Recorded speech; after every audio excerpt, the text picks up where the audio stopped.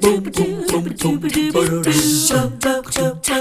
morning. It's always nice to see you on the other side of that camera. We're smiling extra big this morning, not just because it's Friday, but because it's a very special day here in Chattanooga, especially for the Tennessee Aquarium, because we are debuting a new movie at the IMAX called Call of the Dolphins, and the filmmaker, Tim Geers, is here with us this morning. So good to see you. Well, it's great to be here. Welcome back to Chattanooga. Oh, thank you so much. What a great city here. Great city. We've been bragging a little bit off camera. We'll let you brag a little bit on camera. But you were telling me that, so Tim, we're going to talk.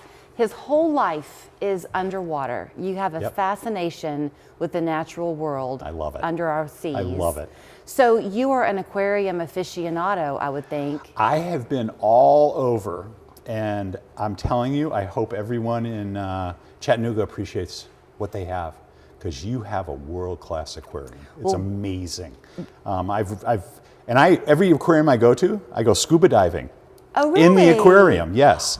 And I'm telling you, I went scuba diving in the Tennessee Aquarium, and it was one of the best scuba diving experiences I've ever had. Yeah, so that's good for us to hear, because we know a lot about the scuba diving part of it from what they do around the holiday season, but not the scientific part that you can bring out. So that's good to hear. Yeah. So let's talk about this movie. Oh, it's wonderful. Call of the Dolphins. As I understand it, this is you and Jonathan Bird. Yep. And my the good two friend. of you together have made this your life, filming the underwater world, and you wanted to now focus on the dolphins. That's right.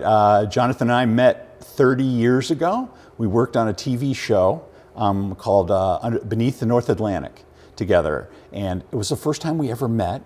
I was one of the only photographers who actually knew how to scuba dive. So he took me on his production crew, and for that first show, we won an Emmy Award for that show, and we've been working together for 30 years since then. I think I read that you're seven Emmy Award winner? 9 times, and 7 of those with Jonathan. Okay. You know, and we have been everywhere, we've done everything, and over that course of 30 years, we finally came to the point where we said, you know something, it's about time we did a dolphin movie. So I want to talk to you about this dolphin movie, because they feel very human. You and I were joking about our love of watching Flipper when we were growing up. None of us got a pet dolphin like he did, but we wish that we had one. And yet you can have the experiences where you go and swim with the dolphins, that type of thing, but nothing like seeing them in those open waters. No, it's amazing. The film actually begins with a trip to the Bahamas with Captain Wayne Scott Smith, who has been doing dolphin trips to the Bahamas for 30 years. And he takes you down there to interact with the dolphins. Over those 30 years, he has actually developed a real relationship with the dolphins. And you go down there and they recognize him, they interact with him, they play games, and he has, the feeling you get when you're in the water with those dolphins down there as they surround you is it's otherworldly. Really. Are they protective? Do you almost feel like they're protecting you once you earn their trust? They are, and they want to play. They really are as playful as they seem. They want to play. It's mothers and their babies. They'll actually, Captain Scott has been down there so long that mothers will actually leave their babies with him and swim off to eat and come back. So I want to talk then about, because the vastness of the ocean is hard to fully fathom. Yes. You are from the New England area, I am. So you know those cold waters quite well. Yes. So are they spending equal time in our upper East Coast waters as they will in those Caribbean seas? They tend to be just about everywhere. They migratory. Yes, and one of the things the movie delves into is the dolphins that are up and around Cape Cod, Massachusetts, too, where I live. And extensive parts of the movie were about dolphins who actually come into Massachusetts Bay and strand themselves. Yes, that's become increasingly common, it seems like. I live on Cape Cod. I had no idea the extent of those strandings on Cape Cod. So what we basically, and the strange thing was last year when I really got involved with filming the strandings on Cape Cod, it went from 57 strandings a year to 375 strandings. Whoa. And do you know why? They don't. They can't figure it out. I have ideas on maybe they get confused when they come into the bay and they don't know how to get back out to the open ocean. But luckily, the people of Cape Cod have come together and they have formed a network with the International Fund for Animal Welfare to rescue them. I could talk to you all day. I want to ask you a quick question, then we'll get more into while Sure. you're here in Chattanooga.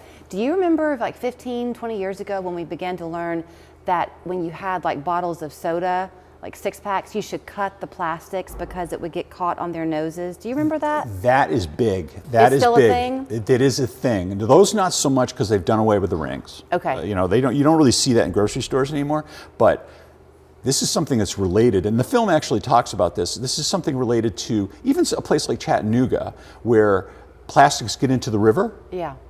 And the river, this river, Tennessee River, goes to the Ohio River. The Ohio River goes to the Mississippi River, and all those plastics go out to the ocean. The fish eat the plastic, the dolphins eat the fish, and even some of the bigger dolphins, like the pilot whales, they will eat plastic bags. So it's something, even people in Chattanooga can do something to help the ocean. I have to let you go. Do they have different calls though? The name of the movie, Call of the Dolphins. Do there different cries tell different things? There's scientists studying them, trying to figure that out. They do. The one thing that came out of the film that we thought was the most fascinating and touching thing was they discovered that mother dolphins, they actually use baby talk when they talk to their babies. Stop. So you know how mothers will go, oh, Yes. baby, oh, my little baby. The mother dolphins actually raise their voices when they talk to their babies. Okay, I love them even more. So here's the great thing is the movie debuts today, but will be here in Chattanooga through September. Tim, however, will not. So the tickets are like $9 and change to go to the movie.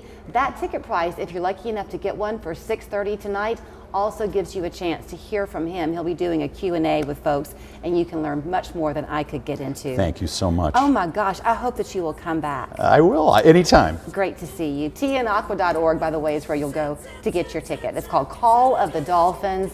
Go see it. And the princess never felt the pee as the summit made for a perfect night's sleep. What was it like before? Never a mattress? 30 years ago, getting a mattress was pretty scary. Middlemen hawked spring-filled slabs, hardly fit for a dog, at prices like you wouldn't believe. And you'd barely sleep, what with bad foam and even worse support. But then, Denver Mattress came to town. They promised a better night's sleep, and they delivered. And it still holds true to this day. Denver Mattress. After 30 years, still the easiest way to get the right mattress. I'm C-Mark. I'm John Mark. John Mark and I would like to welcome all the out-of-state billboard lawyers to Chattanooga. Now, there's a few things we'd like to share with you. First off, Chick-fil-A